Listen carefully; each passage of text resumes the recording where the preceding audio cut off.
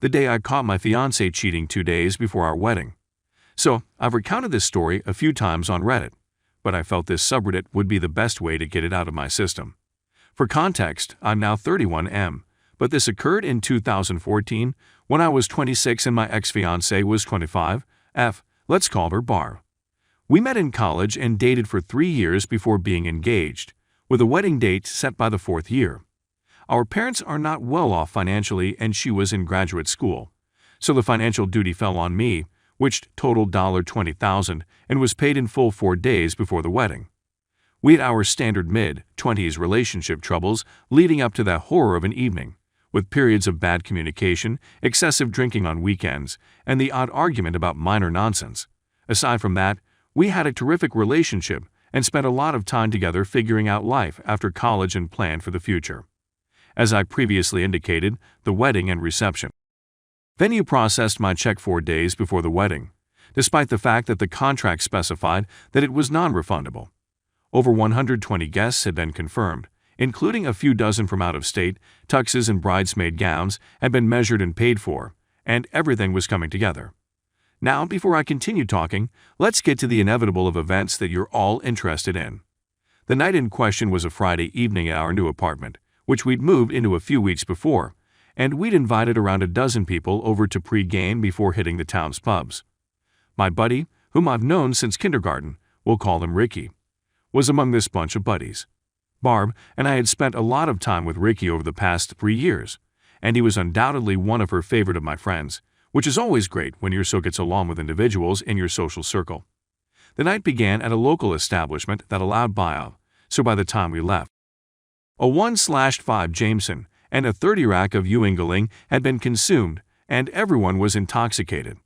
The next 3 hours were spent moving between 2-3 bars, resulting in the whole group devolving into a drunken, aggressive mess. Most everyone went home when the bars closed, save for me, Barb, Ricky, and another couple who returned to our flat for a nightcap.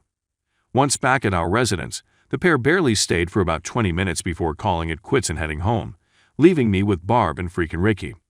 I spotted Barb checking her phone more than normal earlier in the night in the bar, and Ricky checking his phone after she had locked the screen. I nearly put 2 and 2 together, but why would I be concerned about them plotting anything nefarious 2 days before I was going to marry this girl? Back to my place, I was reasonably sober and observed that all of the liquor was gone, so I was thinking of picking up a couple of 6-packs from a nearby establishment that remains up until 3 a.m. Barb and Ricky were clearly on the booze and had tanked, but there was no reason to assume anything shady would happen if I left for 20 minutes. When I was in my vehicle, about to leave my apartment complex, I had a horrible sensation in my stomach that something wasn't right, which really terrified me out. So I contacted my closest friend, and he agreed to be picked up and accompany me on the beer run and back to the flat. We strolled up to the sliding glass door that led to my living room, which featured a couch to the immediate right, after getting some Bud Heavies and coming home. We opened the door, took 2 steps inside, and my ex-fiancée was fully naked and mounted on Mr. Ricky, thrusting tonsil deep into each other's throats. The remarkable thing about the circumstance was that neither of them seemed to realize that my friend and I were just 10 feet away observing their intoxicated antics. I lost it after 7-10 seconds of trying to absorb the present scenario, dropped the liquor, shoved her backward off Ricky fully, and delivered 2 powerful right punches to Ricky's eye and cheek while he was still flat on his back with the most horrified expression on his face. To put things in perspective, I am 220 pounds and have always played hockey. He is 5'6", 140 pounds and a runner. Ricky began snoring. I had never idea this was a thing. Immediately after my fist attack, and was sleeping for at least 5 minutes, while I was losing my mind over the issue. I phoned her parents around 10 times without thinking till they woke up and insisted they come take up their unfaithful daughter right now. Their home was just 5 minutes down the road, so they came in quickly after I was berating Barb for her heinous, nasty choice. Her parents rushed into me, yelling at Barb, while Ricky was snoozing on the sofa and my friend was mediating the issue. The first thing I told everyone was that the wedding was OFF. I wanted the ring back and said that I'd rather lose $20K than spend the rest of my life with it cheating.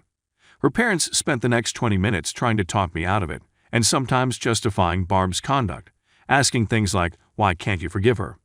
And isn't it too late to cancel the wedding? Meanwhile, Ricky awoke with the right half of his face swelled to the size of a grapefruit and his left eye closed.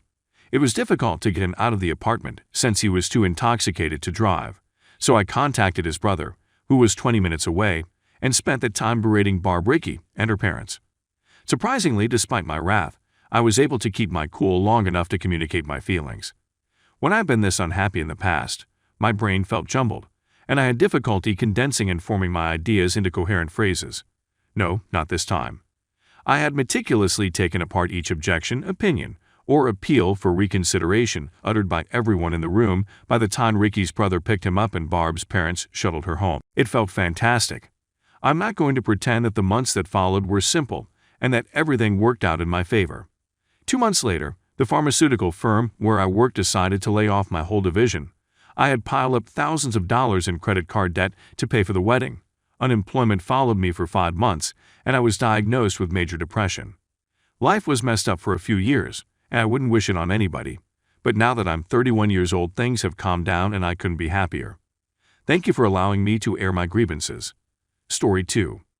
I cheated and don't know how to forgive myself. Hey, I am a 28-year-old woman who left her home country to be with my spouse.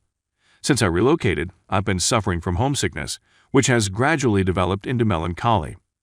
Furthermore, in the 3 years I've been here, I became pregnant twice, one of which was an unplanned accident.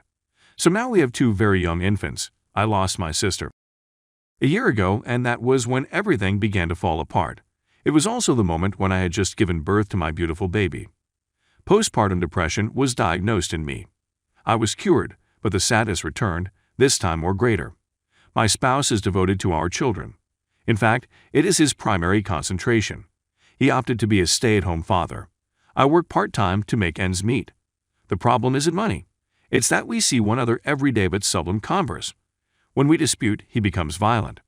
He smacked me a couple times, leaving blue stains on my body. I understand that striking is unacceptable, but I always expected him to change. I also shared pictures of my injuries to my in-laws. They just erased my photos. I've never considered cheating. But I've been feeling so empty that I feel like I'm living on autopilot.